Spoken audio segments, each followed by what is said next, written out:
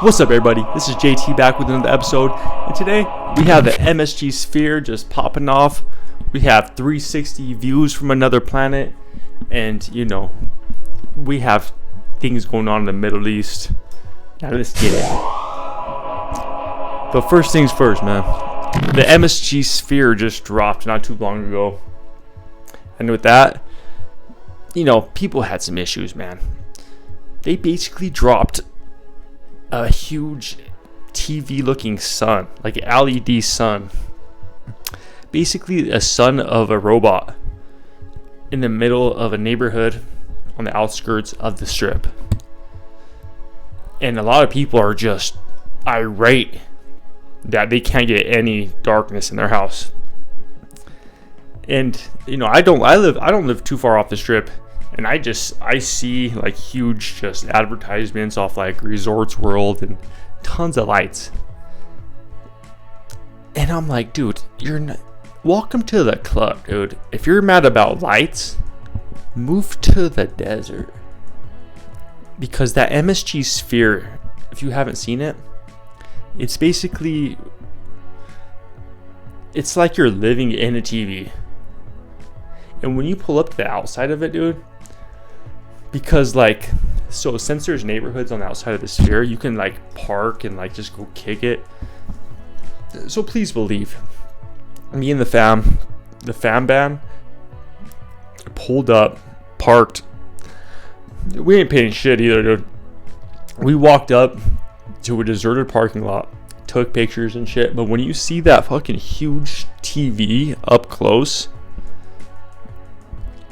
it affects your brain like you're a fly hitting one of those bug lights. You get zapped mentally, and you can't go to sleep for 3 hours after that. All you need to do is take one look at that sphere at night, and if you're within 100 yards, bro, it does something to you. And then they say when you're inside it, when you get up in that robot pussy, they say the insides of that TV is just crazy, dude. But so that's the thing. We've always wondered, what's I used to look directly into the oven when I baked cookies. I used to look into the microwave when it was cooking and shit. I just had a fascination with substances changing form and watching it do it. So, for people that are into shit like that, serial killers, fucking surgeons, engineers, and something else that's tight. But basically, if you're fucking weird, bro, and you like weird shit, this sphere is pretty crazy. It's but the thing is when you leave it, it's like you're still on drugs. It's nuts. And to the people who are saying it's bothering their sleep, again, take some pills and drink some alcohol like the rest of America.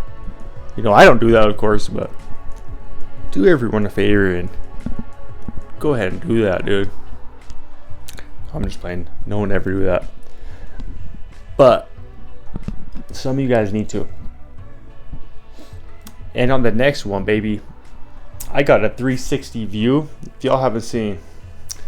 So this is what it's like living on a different planet.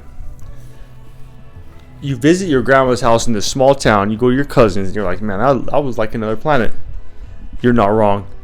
Because I saw some 360 VR view from Mars. Let me tell you, it's exactly like my sheep farmer's grandma in Colorado. My grandma's sheep farm. She's the only house in 40 miles, side to side, east to west. But that's what that shit made me think about, man. Because the 360 rover lands out there, it's hitting all the views, and all you see is rock and hills. And I don't know what people want. Like, people are like, yo, like, we gonna move to another planet, ain't no tripping. Son, do you know what it was like 3 generations ago out here? It was like we were on Mars, bro. Like, my great grandma, her mom owned the land before her, and before that, like, the lineage goes down and call it, like, we would. And then one day the army shows up and they're like, welcome to the family, dude. You guys got this, bro. This is your land. And ever since then, we've been, that side has been American citizens. My other side came over on the boat. But my Native American side, because they were Indians that owned land, we do it by the book, baby. Even when we was Indians. So my native blood, though, murked off. Everyone dead except for my grandma's like little lineage. But when the beast comes to collect the land, dude, the fucking armies and shit, they're just happy you were there and you were fucking reading and fucking writing and shit. So they let us keep our land, and they were like, the border crossed you, you didn't cross the border, so shout out to you. So we still have that land to this day. A couple of my aunties lost their part of the land because they gambled it away. I'll tell you what, right now, bingo, they say the odds are good. Well, they say bingo is supposedly has the best odds out of gambling. Well, my auntie, she lost all her acreage and her little house to that, and now lives in a trailer park in poverty, dude. How bad do you have to be at bingo to lose your fucking acreage? And that was like 4 generations removed from actually being Native Americans killing animals on that land, skinning them, and having a tent. And then like 4 generations later, you lost it to a game. Wow. But that's Mars right now, dude. And basically, it looks like Colorado or Nevada or Utah, any of these places out in the fucking desert. No one's pulling up there unless they're already there or you pay them to fucking be there. But like, my grandma's land looked like that, but they brought sheep out there. And then my uncle from Vietnam is out there watching that shit now. And check this, he got back from Vietnam. Survived Vietnam, dude. Tons of fucking stories of bridges blown up and fucking shooting reptilian lizards and shit. Big old spiders. Got home. Got on his horse. Was hunting a deer. Slipped off his horse. Pulled the trigger at the same time and blew his fucking hand off, dude. So, I grew up with an uncle with like this. He did this sign all the time, dude. And he was super aggressive to my beautiful sister. And I was like, yo, son, watch this fucking guy. I was a pedophile fucking percolator quick. I recognized weirdness early, dude. I'll fucking slit your throat, dude. When you grow up with like myself, though, you're ready, dude. But that just reminds me, though, of the whole Hamas and Israel thing, man. The more I learn about this, it's just crazy because I feel like it's a microcosm of reality, which it is.